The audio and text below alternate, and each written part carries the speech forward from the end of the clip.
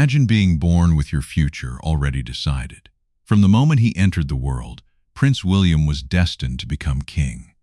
But destiny alone doesn't prepare someone to lead a nation.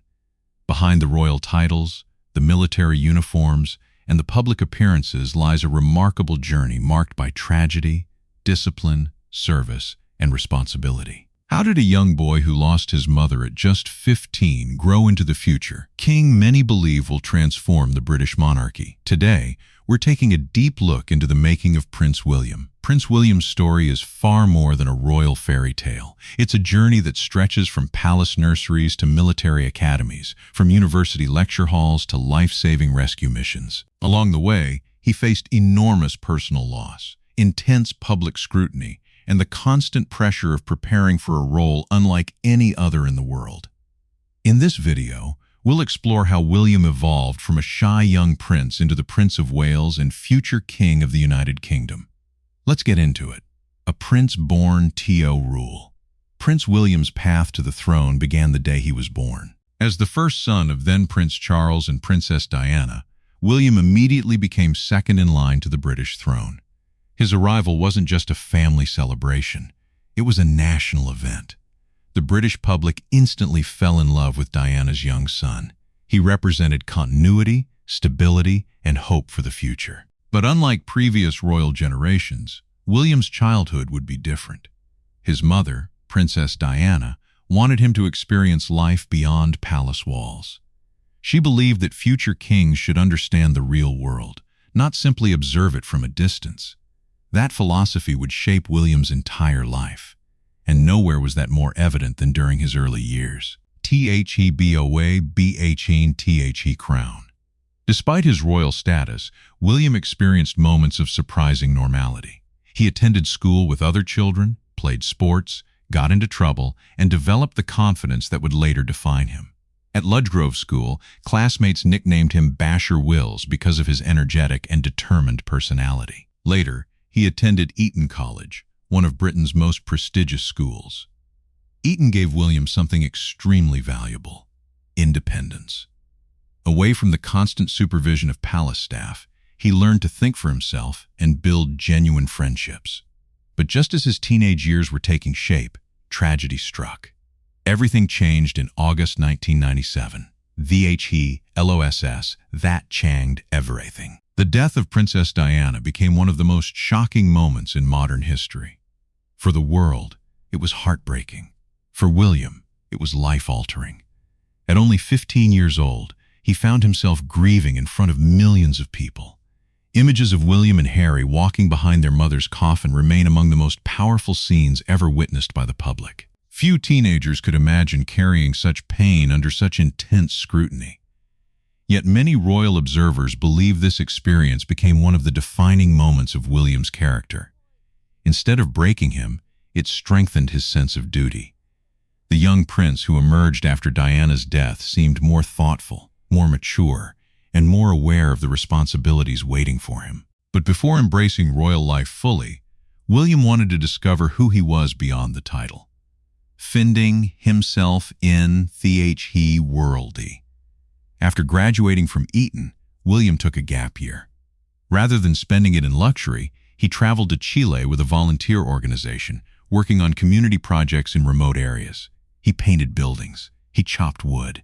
He slept in sleeping bags. He lived like everyone else.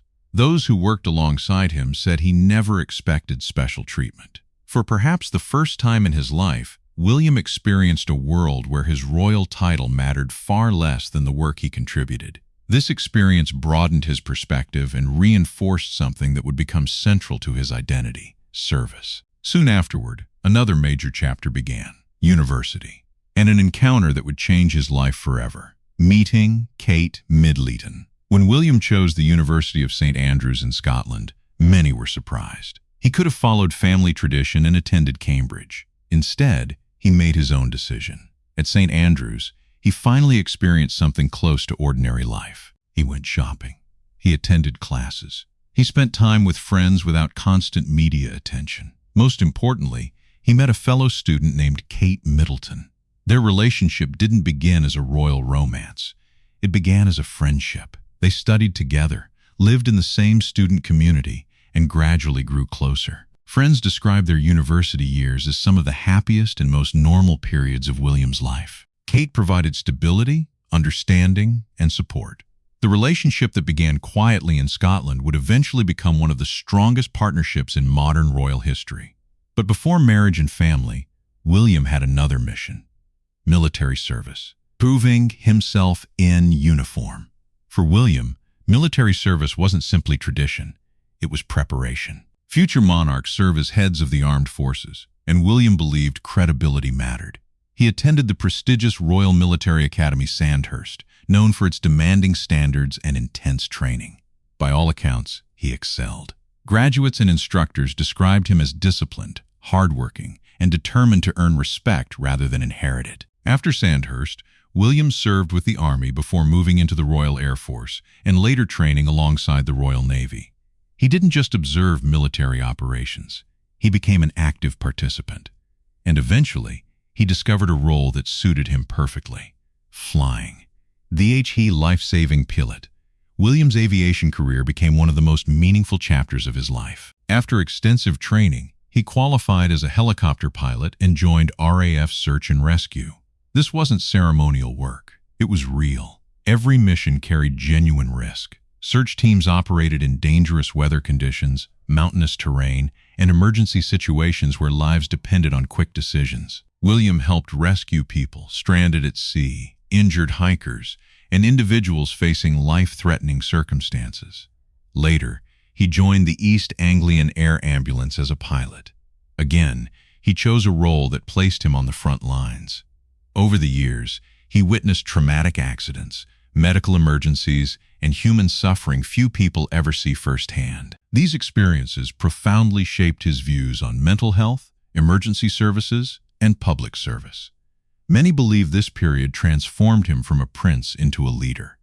And while his professional life flourished, his personal life was reaching a major milestone: the future king and queen. In 2010, William proposed to Kate Middleton. The engagement captured global attention. One detail stood out above all others. William proposed using Princess Diana's engagement ring. For many, it was a touching tribute to the mother who never got the chance to see her son grow into adulthood. The following year, millions watched as William and Kate married at Westminster Abbey. The wedding wasn't simply a royal spectacle. It symbolized a new generation, a modern prince, a future queen from a non-aristocratic background. Together, William and Kate represented a monarchy adapting to the 21st century. In the years that followed, they welcomed Prince George, Princess Charlotte, and Prince Louis. Family became the center of William's world. Yet his responsibilities continued to grow. And then came the biggest transition of all: the Harn. The death of Queen Elizabeth II in 2022 marked the end of an era. With King Charles III ascending the throne, William became Prince of Wales. The title carried enormous historical significance. But William inherited more than a title. He inherited expectations. As heir to the throne, he now occupies the position once held by his father for decades. Many royal commentators believe William represents a bridge between tradition and modernization. He respects history, but he also understands the need for change. His focus on mental health, environmental issues, homelessness, emergency responders, and young people reflects a monarchy seeking greater relevance in modern society. The question is no longer whether William will become king. The question is what kind of king he will be. Prince William's journey has been anything but ordinary. From the loss of his mother to military service, rescue missions, marriage, fatherhood, and now his role as Prince of Wales, every stage of his life has prepared him for the crown that awaits him. Many believe he will become one of the most modern monarchs Britain has ever seen. What do you think? Will Prince William change the monarchy when he becomes king, or will he follow the path of those who came before him? Let us know in the comments below. And if you enjoyed this deep dive into the British royal family, don't forget to like, subscribe, and turn on notifications so you never miss our next royal story. Thanks for watching, and we'll see you in the next video.